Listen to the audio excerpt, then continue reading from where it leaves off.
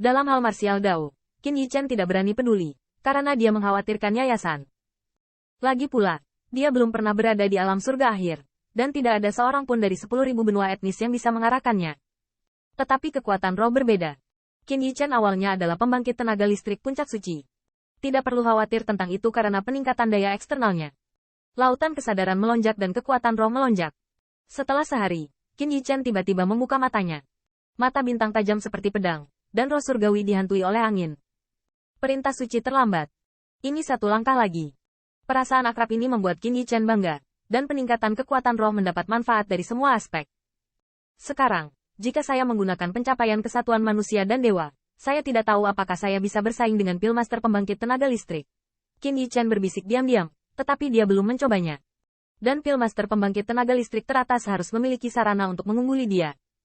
Setelah terobosan, dia tidak bangga, dan tidak ada yang bisa dibanggakan.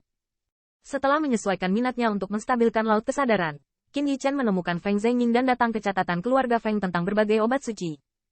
Meskipun Zhang Wuyuan belum mengumpulkan obat suci, ini tidak menunda persiapan Qin Yichen. Pertama, dia harus terbiasa dengan khasiat obat dari berbagai obat suci. Pilih dan kurangi satu, lalu daftarkan dengan rapi oleh alchemy Dao. Belum lagi berapa banyak kemajuan yang bisa dicapai. Setidaknya bisa menyimpan beberapa obat suci untuk masa depan. Hasilnya, Qin Yichen pertama kali menyempurnakan prototipe sundan komposit pada siang hari, dan pada malam hari.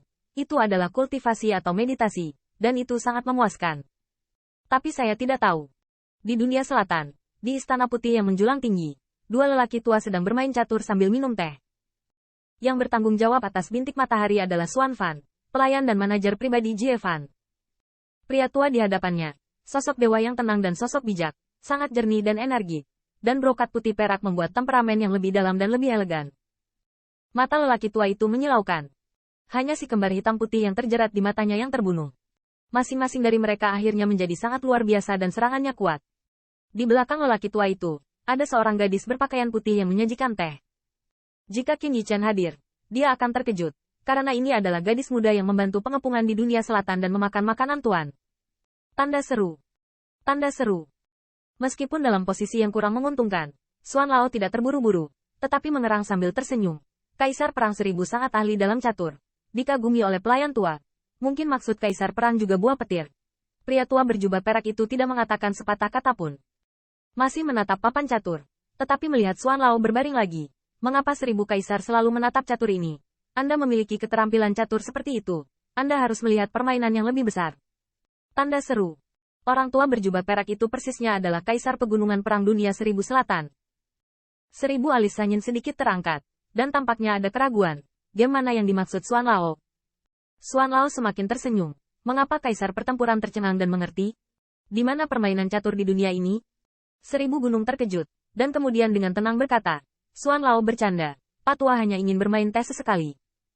Adapun permainan catur di dunia ini, keterampilan catur orang tua itu terbatas. Saya khawatir dia tidak bisa menjadi pemain catur dan hanya bisa direduksi menjadi bidak catur. Apa? Pak? Baizi jatuh, memotong banyak bintik matahari. Xuan Lao terkejut. Dan kemudian tertawa lagi. 1000 kaisar rendah hati. Dan keterampilan caturmu seperti dewa. Mengapa tidak bersaing untuk supremasi dunia? 1000 mountain diabaikan. Putra lainnya. Memaksa Xuan Lao gagal. Melihat Baizi yang dominan.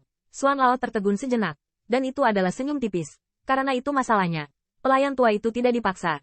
Tetapi pelayan tua itu mendengar bahwa suasana prajurit utara sangat kasar. Dan sulit untuk menjadi elegan. 1000 pertempuran Huang Koko 10 juta jangan bermain melawan kejahatan itu. Jangan sampai Anda mengacaukan papan catur. 1000 senyuman di gunung tidak berkurang. Bahkan catur masih menekan begitu kuat. Tanpa memberi Xuan Lao kesempatan untuk bernafas. Menatap ke ruang teh. Matanya bahkan lebih halus. Dan saat itu, seperti seluruh istana terkejut. Siapa yang akan dilawan orang tua itu? Wajah Xuan Lao tersenyum. Tetapi ada kemarahan yang jelas bersembunyi di lampu pompa. Jika dia ingin mengatakan sesuatu, dia bisa bertemu dengan mata yang tenang dan tenang itu. Tapi akhirnya dia menahan diri. Bagaimanapun, ini adalah dunia perang selatan. Dan 1000 gunung adalah kaisar dunia perang selatan. Dia memiliki kekuatan tertinggi di dunia. Tapi itu bukanlah sesuatu yang bisa dia sakiti. Dan tepat pada saat ini, dia melihat seorang pria bergegas maju. Dengan mata jernih. Seperti 1000 gunung memiliki beberapa titik. Pria itu berdiri di luar aula dan menatap pria tua itu dengan mata terpejam. tetapi berhenti berbicara.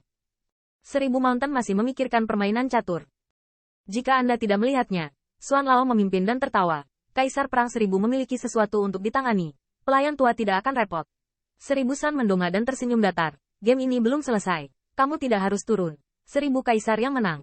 Di antara lengan baju. Bintik matahari semuanya rusak. Dan Xuan Lao menoleh ke belakang sedikit. Pelayan tua berhenti.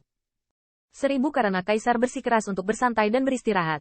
Dia berharap Kaisar akan mengingat kata-kata pelayan tua hari ini. Ya. Siluet misterius muncul di langit. Dan 1000 gunung juga memiliki beberapa titik bibir yang kecewa. Melambai pada gadis itu untuk membersihkan kekacauan. Keranjang catur bau ini. Berani melawan orang tua itu. Mengundang penghinaan untuk diri sendiri. 1000 teh gunung dengan teh. Matanya sedikit miring. Sun ya. Apakah kamu mempelajari permainan catur ini?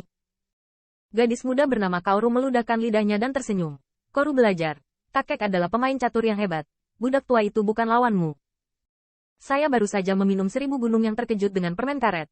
Dan mencintai dan tertawa dan mengutuk. Kamu. Kinki. Kaligrafi. Lukisan. Kaligrafi. Kaligrafi. Kaligrafi. Kaligrafi. Kaligrafi. Kaligrafi. Kaligrafi. Kaligrafi. Kaligrafi. Kaligrafi. Kaligrafi. Del. Saya bisa membayangkan identitas gadis muda yang bisa membuat Dignified Southern Warlords begitu khawatir. Tetapi gadis berpakaian putih itu, seolah memikirkan sesuatu, menyeret lengan baju 1000 gunung dan berkata, kakek, budak tua itu berkata bahwa dia datang untuk belajar keterampilan catur. Tetapi dia jelas gelisah dan bingung untuk menghadapinya. Dunia Perang Utara. Kakek, kamu bisa 10 juta jangan dengarkan dia. 1000 San tersenyum dan menyeret gadis itu dan bertanya, bagaimana kamu bisa mengatakan itu Kaoru? Mengapa kakek tidak mendengarkannya? Gadis berpakaian putih itu membeku. Dan ujung jari bawang yang seperti batu giok menekan dagu yang runcing dan berpikir sejenak. Lalu berkata, dunia perang utara tidak menyinggung kita. Mari kita bicarakan lagi.